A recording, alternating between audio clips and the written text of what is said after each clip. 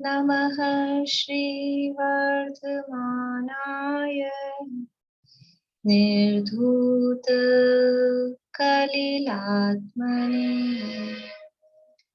सालोकानां त्रिलोकानां यद्विद्यातर्पणायते यद्विद्यातर्पणायते सकल पाप मल प्रक्षालक श्री वर्धमान को करूं नमन लोकालोक प्रकाशित करने जिनकी विद्या है दर्पण जिनकी विद्या है दर्पण।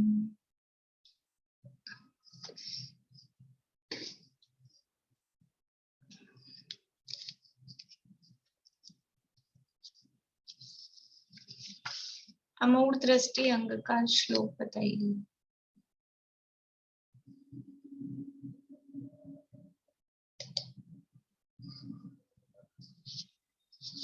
का पथे पथि दुःखानां का पथस्तेऽप्य सम्मति असंपृक्तिरनुत्कीर्ति प्रमूढा दृष्टिरुच्यते।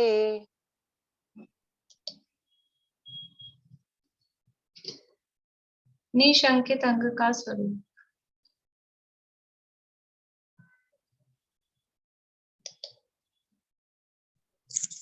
इदम् एव ईदृशं ते एव नान्यत् नान्यथा तत्त्वं नान्यं न जान्यथा। मैं भी दोबारा बोलती हूँ। इदम् एव ईदृशं चैव तत्त्वं न अन्यत् न चान्यथा इति अकम्पाय सम्भवत् संशयारुचे सन्मार्गे असंशयारुचि। संशयारुचे। सच्चे गुरु का स्वरूप।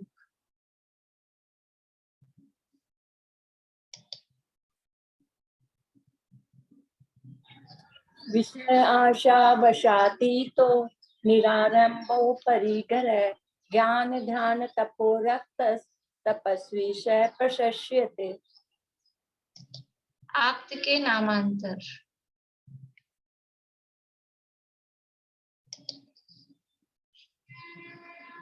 परमेष्ठी परम ज्योति विरागो विमल कृति सर्वज्ञो नाधिमध्यांत सर्वं शास्त्रोपलाल्यते।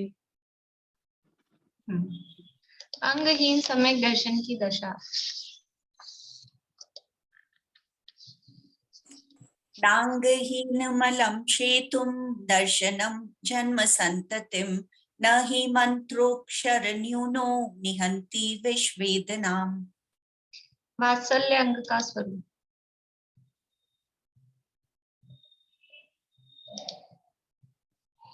श्रेयोत्थान प्रति सद्भाव सनाथा केत पेतवा प्रतिपत्तिर्यथा यथम वात्सल्यम भी लव्यते। फिर से बोलिए। श्रेयोत्थान प्रति सद्भाव सनाथ केत पेतवा केत नहीं है, सनाथा पेत। सनाथ पेत केतवा पीछे आएगा केतु। संधि विच्छेद क्या है इन शब्दों के? सनाथ अपेत केतवा। आगे। प्रतिपत्ति यथा योग्यम वात्सल्यम भी लभ्यते। 8 अंगों में प्रसिद्ध व्यक्तियों के नाम।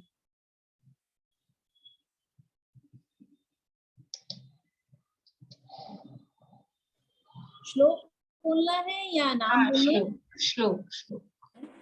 तावत् अंजन चोरांगे ततो अनंतमति मता स्मिता उज्जायन स्तुतिये तुरिये वेवती मता ततो जिनेन्द्र भक्तोन्यो वारिशेन स्तता विष्णुश्च वज्रनामा च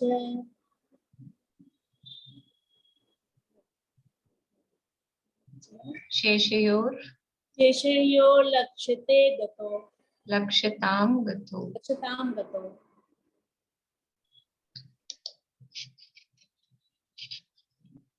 निर्विचिकित्सा अंग का स्वरूप।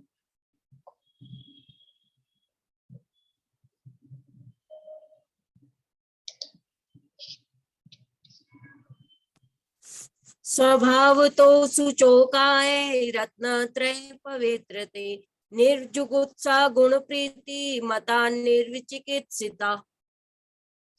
आप्त का लक्षण।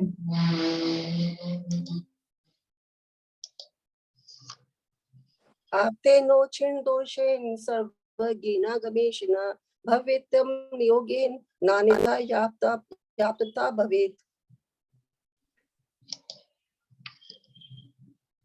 ग्रंथ लिखने का उद्देश्य और धर्म का स्वरूप।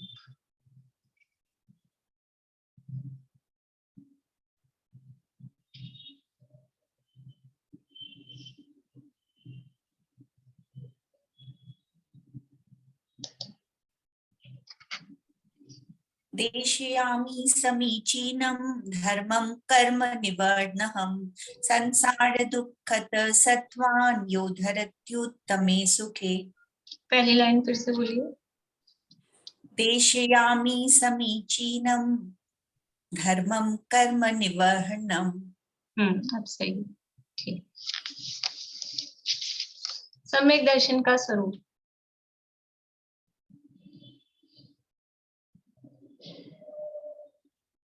ये शुरू के श्लोक तो सभी लोग याद कर लीजिए, इसमें तो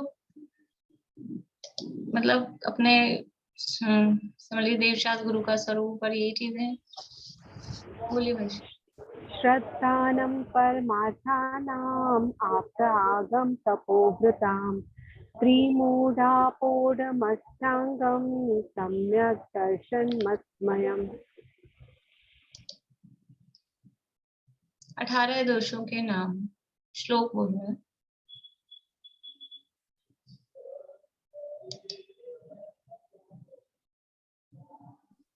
शोथ पिपासा जरातंक जन्म जन्मांतक भय स्मय न राग द्वेष मोहाश्च यस्याप्त च प्रकीर्त्यते।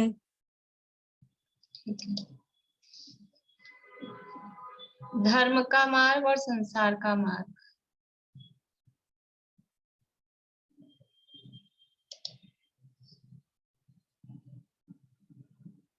समदस्ति ज्ञान व्रतानि धर्मे धर्मेश्वरा बिंदु यद्य प्रत्यकानि भवन्ति भवपद्धति। आप देख के पढ़िए ये श्लोक। समदस्ति ज्ञान व्रतानि लिखा है। सदस्ति ज्ञान व्रतानि धर्मं धर्मेश्वरा बिंदु यद्य प्रत्यधिकानि भवन्ति भवपद्धति।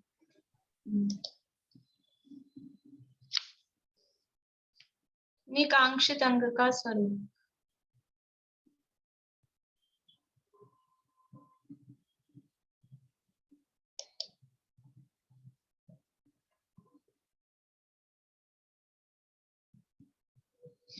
शीला भाभी बोल। हाँ। कर्म परवशे शांते दुखे नंतरितोदये पाप बीजे सुखे नास्ता श्रद्धा नाकांक्षना स्मृता। बढ़िया, ठीक है। अभी अपना पहले कर लें, फिर आप लोगों की प्रॉब्लम्स देखिए, फिर नहीं मैं पूछूंगी कुछ परिभाषाएं। पहले प्रश्न पूरे कर लें, फिर आप लोगों की शंकाएं ले लेंगे। प्रभावना अंग का श्लोक व स्वरूप बताइए।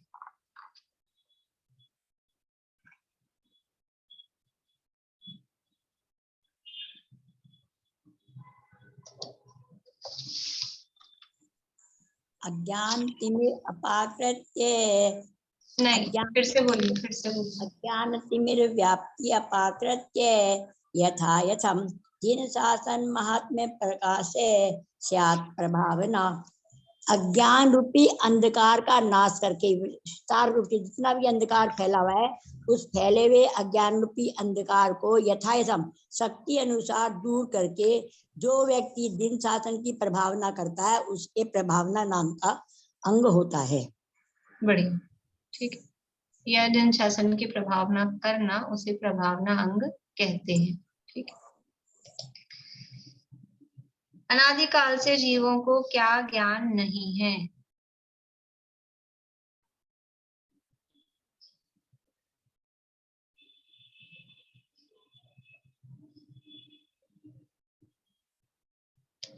मनोरमा आंटी।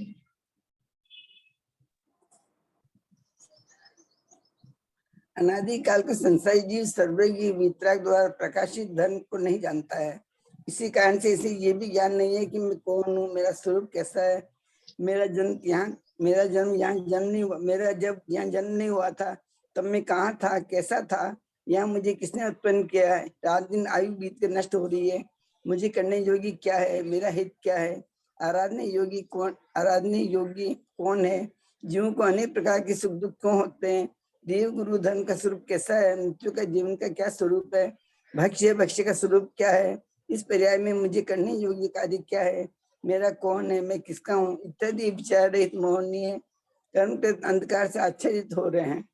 उनके ज्ञान रूप अंधकार को साधारण रूप बस प्रश्न जो था ना उसका, बस वो प्रश्न ये हो गया कि अनादिकाल से जीवों को क्या ज्ञान नहीं है। तो ये जो बात हुई ना, मैं कौन हूँ, मैं किसका हूँ इत्यादि बातों के विचार अनादिकाल से जीव को नहीं।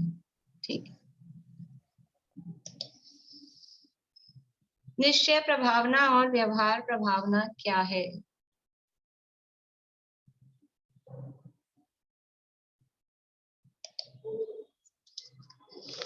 निश्चय प्रभावना है सम्यक दर्शन, सम्यक ज्ञान, सम्यक चारित्र द्वारा आत्मा का प्रभाव महात्म्य प्रकट करना। और व्यवहार प्रभावना है दान, तप, शील, संयम, निर्लोभता, विनय, प्रिय वचन, जिनेन्द्र पूजन, गुण प्रकाशन द्वारा जिन धर्म की महात्म्य प्रभाव प्रकट करना। ठीक है, बढ़िया। और निश्चय प्रभावना में ऊपर वाली लाइन को भी ले सकते हैं, अज्ञान रूप अंधकार को स्याद्वाद रूप परमागम के प्रकाश से दूर कर स्वरूप और पररूप का प्रकाश करना, ज्ञान करना, और सम्यक दर्शन ज्ञान चारित्र द्वारा आत्मा का प्रभाव प्रकट करना, ये निश्चय प्रभावना है। और बाहर में दान, तप, शील, संयम, निर्लोभता, प्रिय वचन, विनय, जिनेन्द्र पूजन आदि के द्वारा जिन धर्म का देखो निश्चय प्रभावना में है आत्मा का प्रभाव प्रकट होना, ये निश्चय प्रभावना है। और व्यवहार प्रभावना में जिन धर्म का प्रभाव प्रकट होना, वो जिन धर्म का प्रभाव दान, पूजा, तपशील आदि के माध्यम से होगा, आत्मा का प्रभाव है वो रत्नत्रय के माध्यम से प्रकट होगा। मिथ्यामति किन कारणों से जैनियों की प्रशंसा करते हैं?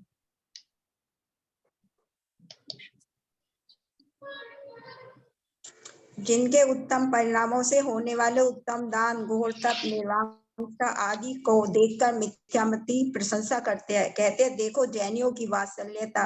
दान प्रश्न को चालू करते समय थोड़ा सा जिनके से चालू हो रहा है ना, तो मिथ्यामति जैनों के उत्तम परिणामों से होने वाले उत्तम दान आदि को देखकर भी उनकी प्रशंसा करते हैं। थोड़ा सा वो आंसर ऐसा लगता है ना अधूरा सा, कहाँ से चालू हो गया जिनके से। मिथ्यामति उत्तम, हाँ उत्तम लिखना था, बोलना था मुझे। जैनों के उत्तम परिणाम से होने वाले, जैनों के उत्तम परिणामों से होने वाले उत्तम दान, घोर तप, निर्वाणता आदि को देखकर मिथ्यामति प्रशंसा करते हैं, कहते हैं देखो जैनियों की वात्सल्यता। दान, निर्वांछक, तप, व्रतादि प्राण जाने पर जिनका व्रतादि भंग नहीं होता, अहिंसा, व्रत, चोरी का त्याग, सत्य वचन, परिस्त्री का त्याग तथा परिग्रह के परिणाम पूर्वक समस्त अनिति से रहित है, अवक्षय नहीं खाना, मर्यादा सहित दिन में देख सोच कर भोजन करना, ये बहुत विनयवंत है। हितमित प्रिय वचन बोलते हैं, बोलकर सभी को आनंदित करते हैं। आगम की आज्ञा के जैनी बड़े श्रद्धानी है, वैर भाव रहित होकर सभी जीवों में मैत्री भाव रखते हैं। जिन धर्म की ऐसी प्रशंसा जिनके निमित्त से मिथ्या धर्मियों में भी प्रकट होती है, उनसे प्रभावना होती है। यानी इत्यादि कारणों से वो मिथ्यामति भी जैनों की प्रशंसा करते हैं। मतलब अगर उसको थोड़ा और उस फॉर्म में बोलें तो उनके दान, तप, अहिंसा, सत्य, आचौर्य, ब्रह्मचर्य, अपरिग्रह, इनके भोजन पान की जो व्यवहार है, भक्ष्य अभक्ष्य का जो विचार है, देख शोध के भोजन करना, अन्याय अनीति के त्यागी होना, हितमित प्रिय वचन बोलना, इत्यादि चीजों को, आचरण को देखकर और मतलब को देखकर अन्य मती भी उनकी प्रशंसा करते हैं। और माँ आंटी बोल रही थी ना कल निर्वांछक वाला की भोगों की तो विष के समान है, और वो उसकी वो शरीर है जेल खाने के समान, ये वाला पूछ रही थी वो क्वेश्चन कल ना। हाँ, तो वो भोग है, उसमें विष भी है, औषधि भी है, दोनों जवाब हैं। ऊपर वाले पैराग्राफ में भोगों को विष के समान कहा है, वो जो वहां जिस पेज पे है ना वो, और उसके बाद में वो सम्यक दृष्टि भोगों को औषधि के समान भोगता है, भोजन के समान नहीं भोगता है, औषधि लेनी पड़ती है, ऐसे वो भोग भोगने पड़ते हैं। तो भोग है वो विष के समान भी है, औषधि के समान भी है, अलग अलग उदाहरण में अलग अलग प्रसंग पर। और शरीर है वो बंदी गृह के समान, जेल खाने के समान है। मनोरमा आंटी, आपके प्रश्न का समाधान है, ठीक है।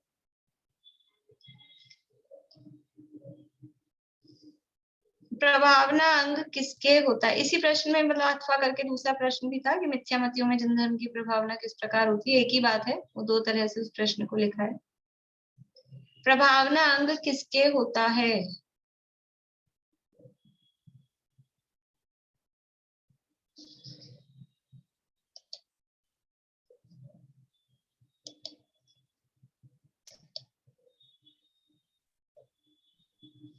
जिनके प्रभावनांग होता है वो अनिति का धन कभी नहीं चाहते, अन्याय के विषय में भोग स्वप्न में भी ग्रहण नहीं करते हैं।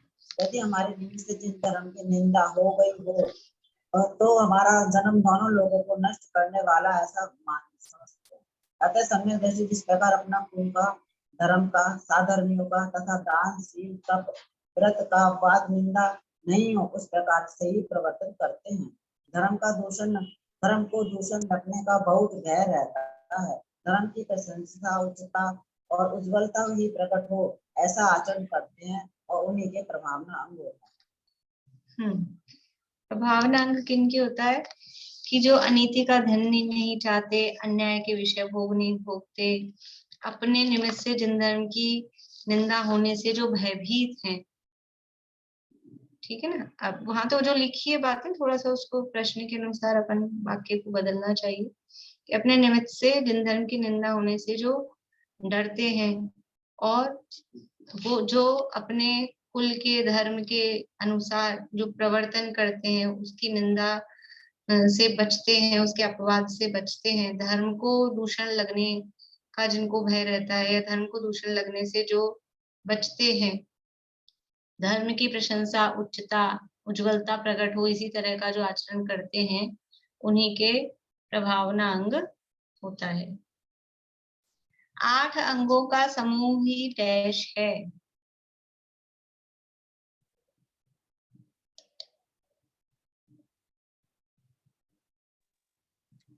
सम्यक दर्शन है। 8 अंगों का समूह ही सम्यक दर्शन है। 8 अंगों में प्रसिद्ध व्यक्तियों के नाम और उसका श्लोक भी सुनाना है और नाम भी बताना है। मैम ये हिंदी वाला सुना दूं मैं? सुना दीजिए।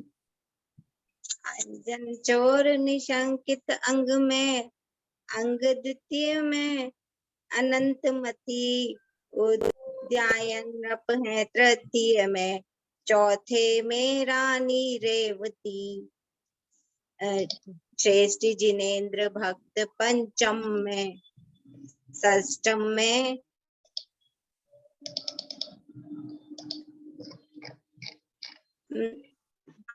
महर्षि कुमार, सप्तम विष्णु कुमार मुनि वज्र कुमार। सही है मैम? सप्तम अष्टम में प्रसिद्ध मुनि विष्णु कुमार, वज्र कुमार। ठीक। प्रथम अंग निशंकित अंग में अंजन चोर, और द्वितीय अंग जो निकांक्षित अंग है उसके अंदर है रानी अनंतमती। तृतीय अंग जो निर्वित चिकित्सा है उसके अंदर राजा उद्यायन। और चौथा अंग जो कि अमूढ़ दृष्टि है उसमें रानी रेवती।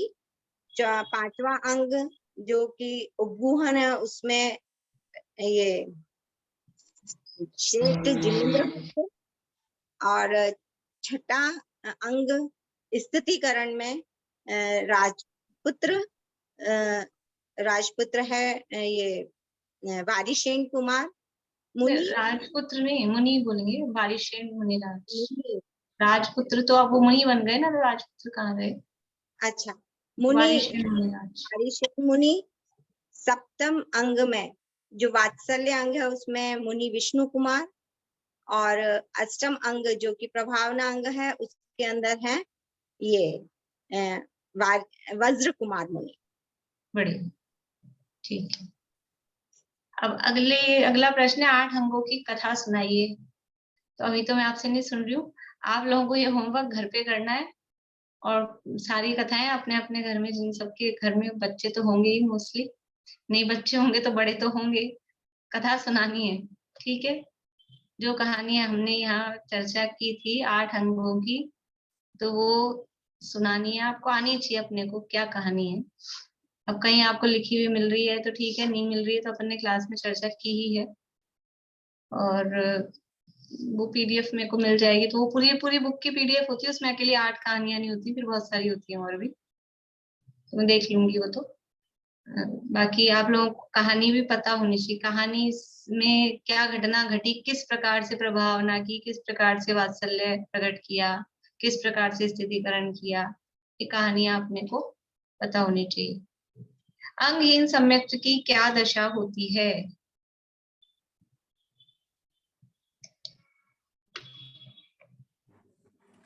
अंगों से हीन सम्यक दर्शन ये संसार की परिपाटी है और जन्म मरण को छेदने में असमर्थ है। जैसे इन अक्षर मंत्र विष की वेदना को नष्ट नहीं कर सकता, जिसके भावों में निशंकादि अंग प्रकट होते हैं, वही सम्यक दृष्टि संसार के भ्रमण को नाश करता है। अंगहीन सम्यक दर्शन है वो संसार की परिपाटी को नष्ट करने में समर्थ नहीं होता है। संसार की परिपाटी को कौन नष्ट कर सकता है और कौन नहीं?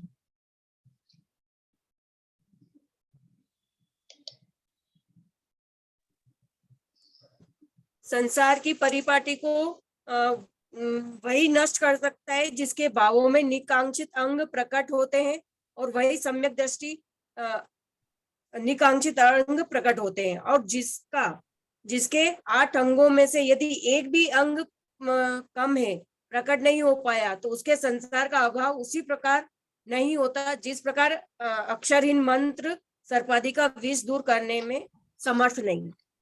ठीक है, जिसके एक भी अंग कम है, मतलब जिसके एक अंग है वहां 7 ही अंग होते हैं, सॉरी 8 ही अंग होते हैं, बाकी के 7 भी उसके होते ही हैं। कुछ प्रकट एक दिख रहा है, कुछ नहीं प्रकट दिख रहे, वो बात अलग है। लेकिन जहाँ एक है वहां 8 हैं, और जहाँ एक भी नहीं है वहां 8 ही नहीं है। जैसे मूल गुणों के संबंध में कहते हैं कि अपन एक मूल गुण तो पालन कर लेते हैं, मुनिराज के 28 मूल गुण होते हैं ना, तो उसमें से एक मूल गुण तो अपन भी पालन कर लेते, तो अपन मुनिराज हो जाएंगे। कौन सा मूल गुण पालन करते हैं अपन? खड़े खड़े आहार लेना। हम भी खड़े खड़े लेते हैं ना, कहीं शादी पार्टी जीवन में जाते हैं, खड़े खड़े आहार लेते हैं। और ज्यादा जल्दी होती है तो कर पात्र में भी ले लेते हैं, घर में जल्दी हो, लाओ फटाफट हाथ में ही दो, बस में, ट्रेन में, गाड़ी में, सफर में हो तो कर पात्र में कर लेते हैं। तो अपने भी एक मूल गुण हो गया, तो अपने मुनिदशा है कि एक मूल गुण है तो बाकी के, मतलब एक, पहली बात तो मूल गुण ही नहीं है, लेकिन एक होने से बाकी के हो गए ऐसा नहीं है।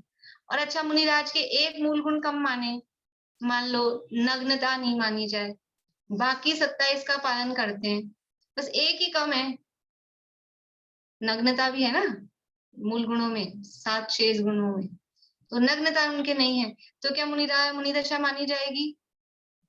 एक भी कम होगा तो भी मुनिदशा नहीं है, और एक होने से तो होगा ही नहीं, ठीक है ना। तो ऐसे ही अगर जहाँ एक गुण है, सच्चा एक गुण है, तो वहां बाकी के सारे गुण भी होंगे ही होंगे।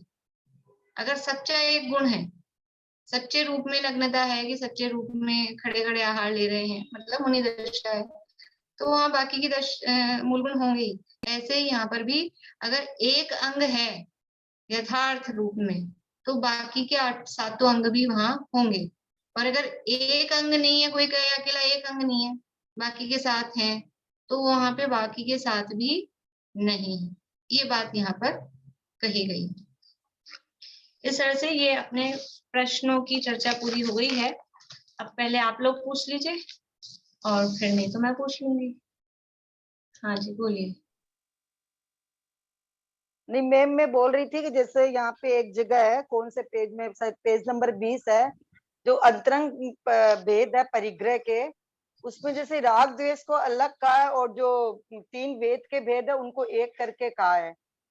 तो मतलब जैसे ये इस तरह थोड़ा सा कंफ्यूजन नहीं होगा, क्योंकि राग द्वेष तो कसाई में आ जाएगा। अपने को जो याद है उसी को मान ले, यहाँ अलग करके अलग तरीके से कह दिया। आया तो सब है, नहीं वेदों में राग थोड़ा तो है नहीं। हाँ तो 14 काउंटिंग में आ गया ना, राग द्वेष को मिला के 14 काउंटिंग की, और हाँ, तो तीनों को एक बोला है। कथन की पद्धति है, अपने को जो याद है अपन उसी आधार पर मान लेंगे, ठीक है।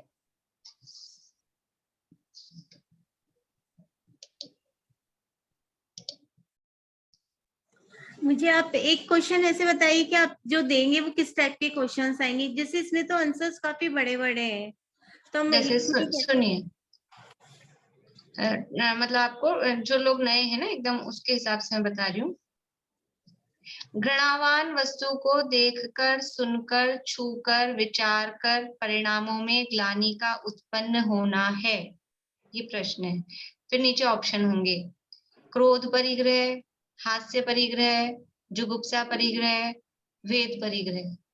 अब आपको वो गूगल फॉर्म में के रूप में आएगा, मोबाइल में ही खुलेगा पेपर, लिंक आएगी, लिंक पे आप क्लिक करेंगे तो वो गूगल फॉर्म ओपन हो जाएगा। तो उसी में आपको भरना है, अपना नाम वाम सब भरना है, और उसके बाद में ये प्रश्न चालू होंगे। तो ऐसा प्रश्न, पहला प्रश्न आया इस तरह से, तो अब उसका सही जवाब जो भी है उस पे आपको दबाना है। तो वहां हरा हो जाता है ना, कौन सा कलर, ग्रीन आ जाता है कलर, वहां ग्रीन कलर आ जाएगा, आप दबाएंगे तो ठीक है। फिर अगला प्रश्न देखेंगे इसी तरह से, उसमें 4 ऑप्शन होंगे, तो उसको दबाना है। इस तरह से कुछ है प्रश्न, 25 या 30 ऐसे 4 ऑप्शन वाले प्रश्न है। उसके बाद में हाँ ना वाले प्रश्न होंगे। एक वाक्य आपको देंगे, जैसे कि कपट सहित वक्र परिणाम होना वह क्रोध परिग्रह है, ये वाक्य दे दिया। अब नीचे ऑप्शन में दिया है हाँ और ना, तो फिर से बोलूं वाक्य, कपट सहित वक्र परिणाम होना क्रोध परिग्रह है, तो हाँ है या ना है जवाब? जवाब ना है। तो आपको वहां एक हाँ लिखा है, एक ना लिखा है, तो आपको ना पे दबाना है, ठीक है। बस जैसे वहां तो 4 ऑप्शन थे पहले वाले प्रश्नों में, यहाँ केवल 2 ही ऑप्शन है, हाँ या ना। वाक्य आपको दिया गया है, वो वाक्य सही है या गलत है ये आपको देखना है। हाँ, जो लोग पहली बार कर रहे हैं वो थोड़ा सावधानी से करें, हाँ ना वाले प्रश्नों में जल्दीबाजी नहीं करें, कंफ्यूजिंग हो जाते हैं वो, तो आप हड़बड़ी नहीं करें, आराम से ध्यान से पढ़ें।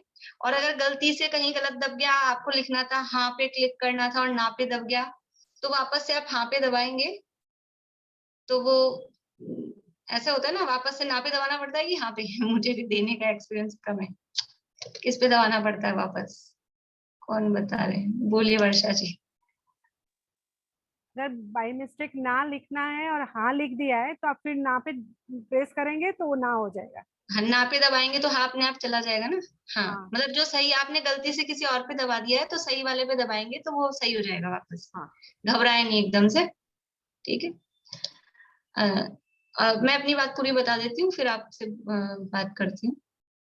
फिर तीसरे तरह के प्रश्न और हैं, 2 तरह के हो गए। एक प्रश्न है जिसमें 4 ऑप्शन आएंगे, दूसरे प्रश्न है जिसमें हाँ ना में जवाब देना है, और तीसरे प्रश्न इस तरह के होंगे जिसमें आपको मेल मिला हो, मतलब कुछ शब्द ऊपर लिखे होंगे, कुछ शब्द साइड में लिखे होंगे, ठीक है।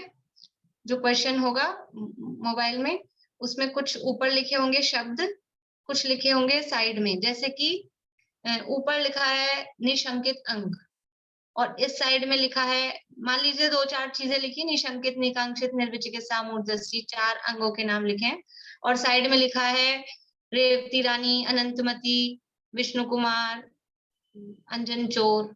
तो अब आपको ऊपर और इधर जो सही होगा उस पे मिला के वहां वो दबाना है कि जैसे निशंकित अंग तो नीचे अंजन चोर जहां दिख रहा है उस पहली लाइन में आपको अंजन चोर के सामने दबाना है।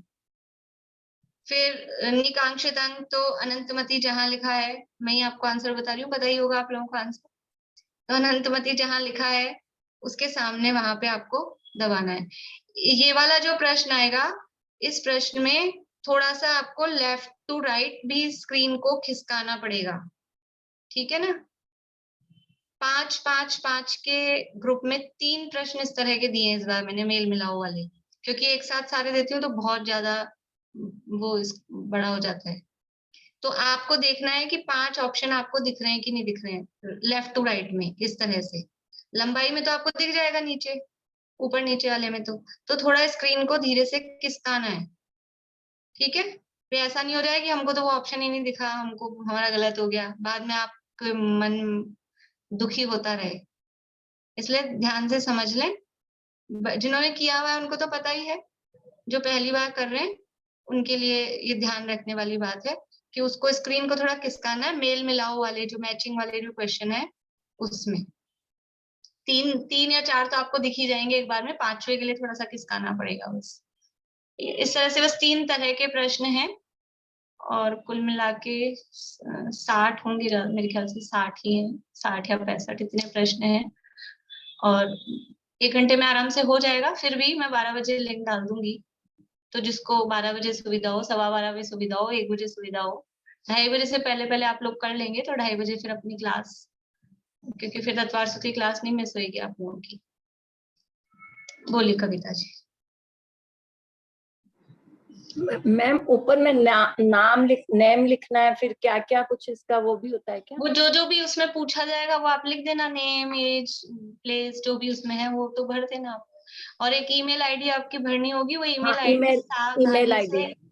ईमेल आईडी सावधानी से ध्यान से बिल्कुल सही भरें। गलत ईमेल भरेंगे फिर आप मुझे मैसेज करते रहेंगे। लोगों को पता है मैं उसमें कुछ नहीं करती हूँ, नहीं कर नहीं पाती हूँ, ठीक है ना। इसलिए आप गलत आईडी भरेंगे तो वो आपकी ही जिम्मेदारी होगी। तो सबसे पहले ईमेल आईडी ध्यान से भरें, क्योंकि आपका आंसर उसी पे आने वाला है वापस। अगर आप गलत भर देंगे फिर आप मुझे कहेंगे अब इस पे नहीं, इस पे भेज दो, वो मेरे से नहीं होता है, ठीक है ना। वो बहुत मेहनत का काम भी होता होगा, पता नहीं, मुझे नहीं आता है, तो वो मैं नहीं कर सकती हूँ।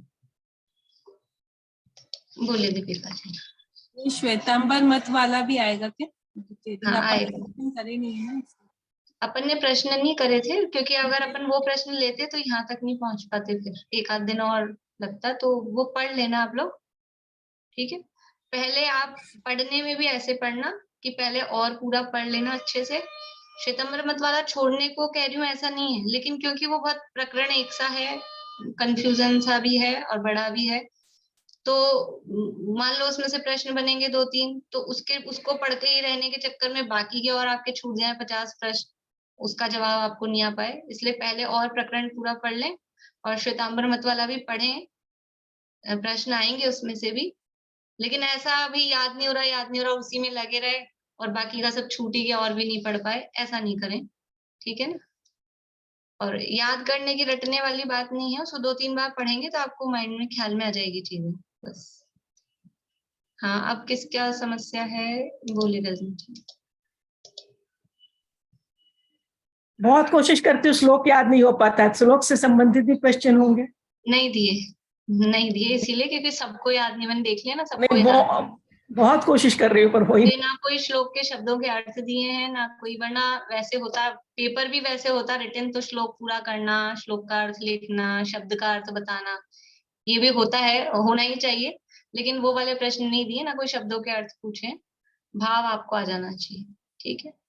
क्योंकि अपनी कोई वैसी डिग्री वाली क्लास नहीं है, नहीं तो सब प्रौढ़ कक्षा है, इसलिए ये लिंक तो बंद नहीं करेंगे 2:30 बजे? नहीं,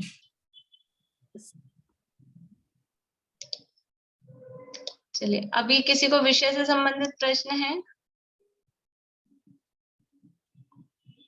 सबकी तैयारी बढ़िया है? बोलिए सुमन जी। परिचय भी थोड़ा पढ़ लेना, समंतभद्र आचार्य और परिचय में मुख्य रूप से उनकी रचनाएं, टीकाकार कौन है और समंतभद्राचार्य की रचना कौन सी है, वो मुख्य रूप से। बाकी बहुत सारी वो कहानी वहानी डिटेल उतना नहीं दिया, वो सब फिर पेपर बहुत बड़ा हो जाता है, फिर 100 प्रश्न हो जाते हैं, ज्यादा चीजें और लो ना, इसलिए भी सरल है मेरे हिसाब से, बहुत ज्यादा कुछ कठिन नहीं है पेपर, इसलिए आप लोग घबराए नहीं, आ जाएगा सबको अच्छे से। पढ़ा अभी तो हो ही गया अपना रिवीजन, और अभी आज से लेके कल 12 बजे तक आप लोग 2 बार और पढ़ेंगे, ठीक है ना? पूरे 36 पेज 2 बार और पढ़ने हैं बस, फिर सबके 100%, मतलब 90 to 100 A+ आएगा सबके, ठीक है? 2 बार और पढ़ेंगे। अभी किसी को कुछ प्रश्न नहीं है? सुमन जी आपको और है, बोलिए। हाँ, ये निशंकित अंग में जो तलवार की धार वाली उपमा दी है ना, उसको क्लियर करिए। तलवार की धार के पानी, तो उसमें पानी का 2 अर्थ, एक तो पानी का अर्थ पानी करें और एक पानी का अर्थ चमक करें। तो पानी का अर्थ पानी करेंगे तो जैसे तलवार की धार पर अगर कोई पानी है तो वो तलवार की धार ही कितनी शार्पन है, उस पे जो पानी होगा वो क्या चलायमान होगा, वो तो उस पे लगा हुआ ही है, इसलिए वो या वो हवा से भी क्या चलायमान होगा, वो तो उस पे चिपका हुआ, मतलब पानी कोई अलग से उस पे टिका रहेगा ऐसा तो है नहीं, उस पे तो गीलापन ही रहेगा खाली, तो वो चलायमान नहीं होता है। और दूसरा अर्थ उसकी चमक करें, तो वो जो तलवार की धार की जो चमक है वो उस तलवार के टुकड़े टुकड़े कर दो तो भी वो धार की वो शार्पन पना खत्म नहीं होता उसका, तलवार का, टुकड़े टुकड़े कर दो तो ऐसी उसकी श्रद्धा, कि वो जो उसकी श्रद्धा है वो किसी भी तरह से चलायमान नहीं होती, जैसे उसकी धार, तलवार की धार खत्म नहीं होती तलवार के टुकड़े टुकड़े कर देने पर भी, वैसे ही सम्यक दृष्टि की श्रद्धा चलायमान नहीं होती। तत्व यही है, ऐसा ही है, ऐसी दृढ़ श्रद्धा उसके रहती है।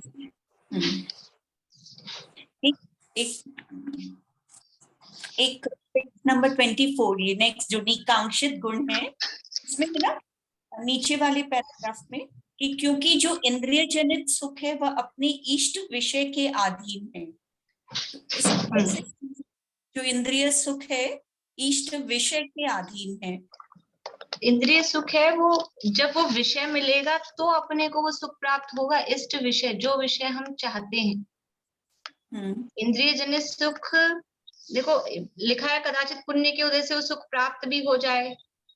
पहली पराधीनता तो है कि वो कर्म के उदय के अधीन है, और कर्म के उदय के हिसाब से वो मिल रहा है, कर्म का उदय भी है, पुण्य कर्म का उदय, लेकिन वो जो इष्ट विषय है वो इष्ट विषय के अधीन है वो सुख, जब तक उस इष्ट का समागम है तब तक वो सुख थोड़ा लगेगा, लेकिन इष्ट का समागम कैसा है, वो विनाशिक है, क्योंकि इष्ट पदार्थ है वो एक संयोग है, और संयोग सदाकाल रहेगा नहीं, उसका वियोग होगा ही, इसलिए वो पराधीन भी है और विनाशिक भी है। इष्ट विषय के अधीन है जब तक वो विषय मिले।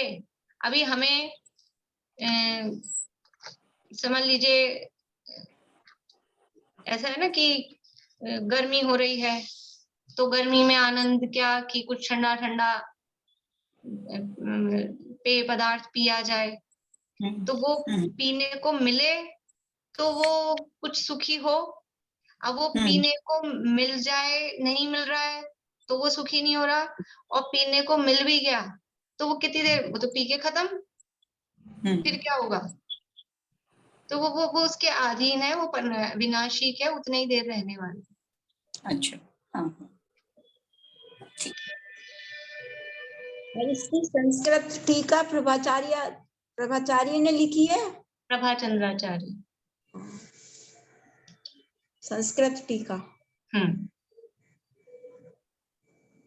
मैम ये बाला सक्त मनुष्कृत हो, जैसे वो जो है ना 15 श्लोक में।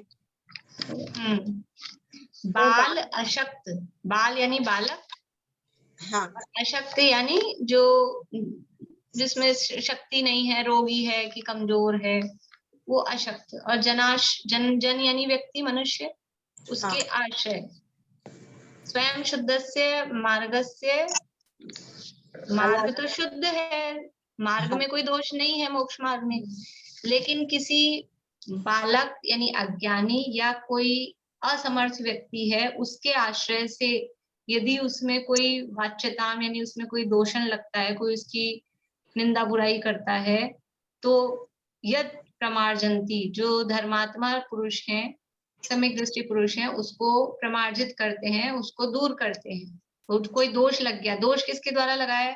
बाल और अशक्त लोगों के द्वारा, जो अज्ञानी है उनके माध्यम से, या फिर जिनमें ताकत कम है उनके माध्यम से। जैसे कि समझ लीजिए कि जिनवाणी पढ़ते पढ़ते खाना पीना चाहिए कि नहीं खाना पीना चाहिए, नहीं खाना पीना चाहिए जिनवाणी पढ़ते पढ़ते, लेकिन अब कोई अज्ञानी, उसको पता ही नहीं है, जिनवाणी भी पढ़ता है और खाता पीता भी रहता है, तो वो हुआ बाल। और कोई व्यक्ति है अशक्त, कि जिनवाणी तो पढ़ना चाहता है, प्रवचन सुनना चाहता है, लेकिन मान लो उम्र इतनी हो गई या कोई रोग ऐसा है कि इतनी देर कोई रोग इस तरह के होते हैं, मान लो गला सूखता है, 2-2 मिनट पानी पीना पड़ता है, इस तरह की मान लो कोई उसको समस्या है, रोग है, अशक्ति है, तो अब वो बीच बीच में पानी पीता है, तो वो अशक्ति हुई उसकी। पीना नहीं चाहिए, लेकिन एक तो अज्ञानी, उसको पता नहीं है, और एक है कि उसमें सामर्थ्य नहीं है, वो कर नहीं पा रहा। तो ऐसे बाल और अशक्त लोगों के माध्यम से अब कोई धर्म की बुराई करे, धर्मात्माओं की बुराई करे कि ये तो खाते पीते हैं, जिनवाणी के बीच बीच में खाते पीते हैं, तो उसको छुपाए, प्रचारित नहीं करे। पहली बात, छुपाना भी 2 तरह से, एक तो हम प्रचारित नहीं कर रहे किसी के दोष को, वो भी छुपाना है, और यदि किसी और के द्वारा ऐसा दोष प्रचारित किया जा रहा है तो उसको और हम उसमें नमक मिर्च लगा के नहीं कहें, बल्कि उसको इस तरह से कि उनकी अशक्ति होगी, कोई समस्या होगी, कोई ना कोई गलती से हो गया होगा। जैसे ऐसा होता है ना, कभी किसी के मुंह से प्रवचन में या क्लास में कोई बात गलत निकल जाए, अपने को पकड़ में आ जाए कि बात सही नहीं है। मान लो गुणस्थानों के संबंध में कोई ऐसा कह दे कि जो काम चौथे गुणस्थान में नहीं होता और कह दे चौथे गुणस्थान में होता है, तो स्पष्ट रूप से दिख रहा है, तो फिर क्या कि देखो वो तो ऐसा बोलते थे, उनको तो आता ही नहीं, ऐसा नहीं, गलती से निकल गया होगा, ध्यान नहीं रहा होगा, ऐसा करके उसको छुपाना। एक और मैम, ये 14 नंबर का श्लोक है, उसमें असंप्रक्त और अनुत्कीर्ति। ये असंप्रक्त का मतलब है कि शरीर से उसकी अनुमोदना नहीं करना। असंप्रक्त शरीर से उससे, संप्रक्त का मतलब है संपर्क में रहे, और असंप्रक्त मतलब शरीर से किसी भी रूप में उससे उसकी अनुमोदना नहीं कर रहा है, तो ताली नहीं बजा रहा है या हाथ से कोई इशारा करके भी अच्छा काम हो रहा है, ऐसा वो शारीरिक अनुमोदना का अभाव है, वो असंप्रक्ति। और अनुत्कीर्ति यानी वाचनिक, मुंह से प्रशंसा नहीं करना, कीर्ति यानी शब्दों में प्रशंसा करना, और अनुत्कीर्ति शब्दों से उसकी प्रशंसा नहीं करता। जो खोटे मार्ग है, असम्मति, ऊपर वाली लाइन में दिया असम्मति, असम्मति मतलब है मन से उसकी अनुमोदना नहीं कर रहा, असंप्रक्ति यानी शरीर से, शारीरिक रूप से उसकी अनुमोदना नहीं कर रहा, और अनुत्कीर्ति यानी वचनों से भी उसकी अनुमोदना नहीं करता। Thank you ma'am. Rekha ji.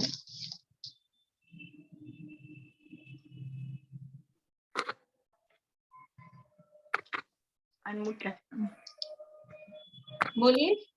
Unmute नहीं हो रहा मेरा। चलो हो गया, अनम्यूट ही है, अनम्यूट ही है।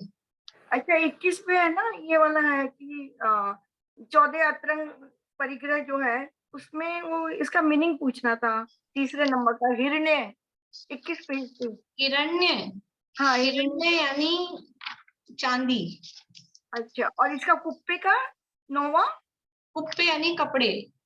अच्छा ठीक, ओके, थैंक यू। ठीक है। ठीक, थैंक यू।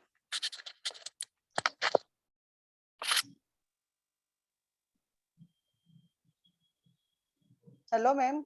हाँ बोलिए। हाँ मैम, मेरा एक तो 15 नंबर पेज पे है, लास्ट स्टेंजा है। मतलब जो यहाँ पे दिया हुआ है, जो मतलब अनादि मध्यांत है, तो वो मतलब भगवान के हिसाब से किस तरह, भगवान तो होते रहते हैं, तो उसके बड़ा तो अनादि ये मध्यांत। शायद आपने या किसी ने पूछा था कि ये जो कहा गया है ये एक समझ लो नाना जीवों की अपेक्षा से कि अनादिकाल से, जैसे संसारी है, संसार है अनादिकाल से, संसारी जीव अनादिकाल से है, ऐसे ये मुक्त जीव भी अनादिकाल से ही है। ऐसा नहीं है कि अनादिकाल से संसारी जीव तो हैं और मोक्ष खाली था, वहां कोई नहीं था, ऐसा नहीं है। व्यक्तिगत रूप से देखेंगे, पर्टिकुलर व्यक्ति की तरफ से देखेंगे, तो ये संसार से मुक्त हुआ, इसकी मुक्ति इस दिन हुई, वो उसकी मुक्ति का दिन दिखाई देता है। वो तो आदि और अनंत हो जाएगा। लेकिन जब सामान्य रूप से देखा जाएगा, परंपरागत रूप से देखा जाएगा, तो संसार भी अनादि से है, तो मोक्ष भी अनादि से है, यानी अनादि से मुक्त जीव भी हैं। कोई जीव ऐसे हैं जो अनादि से मुक्त हैं, लेकिन ये कॉमन बात है। किसी एक पर्टिकुलर व्यक्ति को उठा के पूछेंगे कि ये अनादि से मुक्त है क्या, कि नहीं ये तो इस दिन मोक्ष गए थे, तो व्यक्तिगत रूप से उनके वो अनादि से मुक्त नहीं दिखाई देते हैं।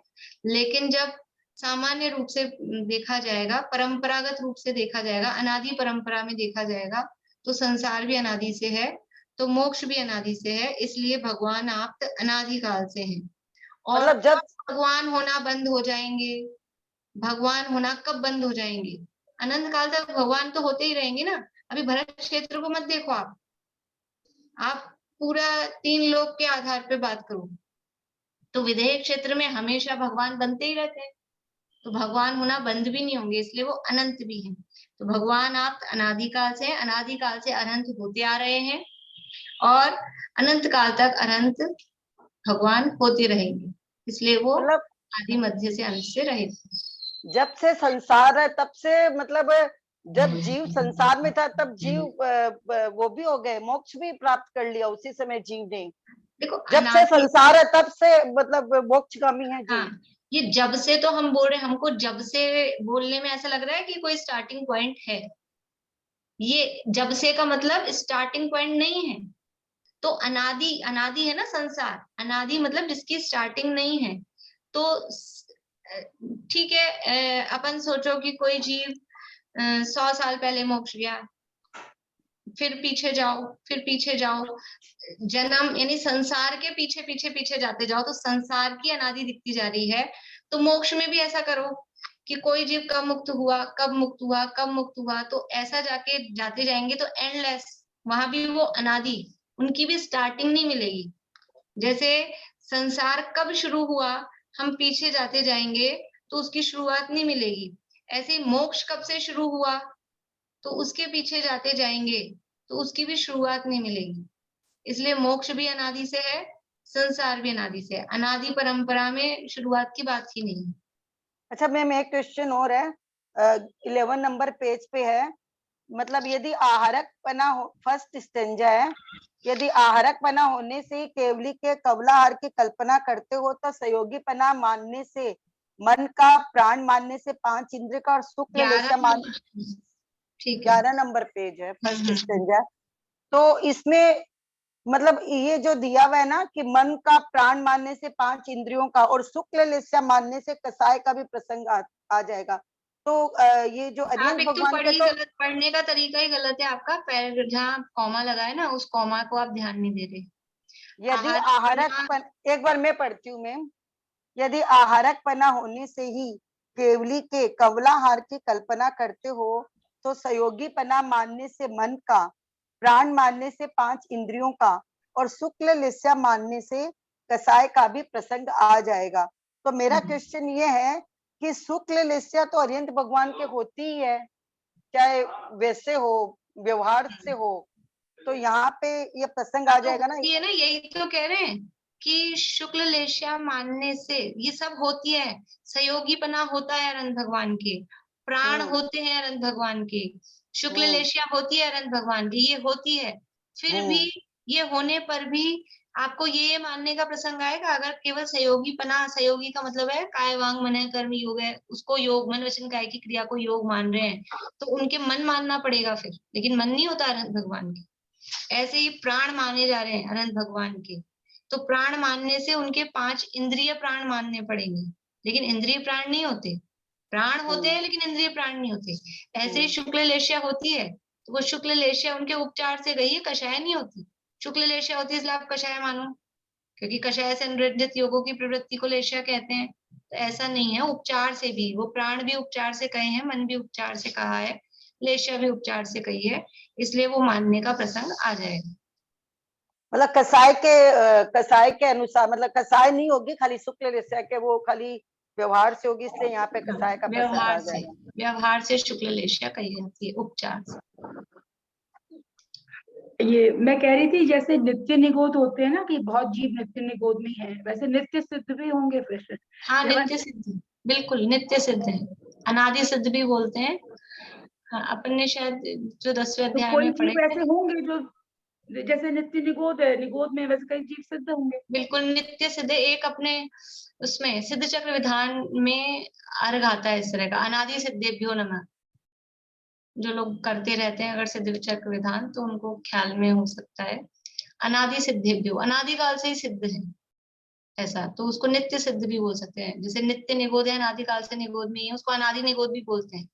जैसे अनादि मिथ्या दृष्टि बोलते हैं, ऐसे ही वो अनादि सिद्ध भी है, नित्य सिद्ध है। ठीक है, इस तरह से ये अपनी चर्चा हो गया है, रिवीजन पूरा, और आप लोग अच्छे से पढ़ाई कर लीजिए, बहुत कुछ कठिन नहीं है, और सबको बहुत बहुत शुभकामनाएं, ऑल द बेस्ट। ठीक है, जय श्री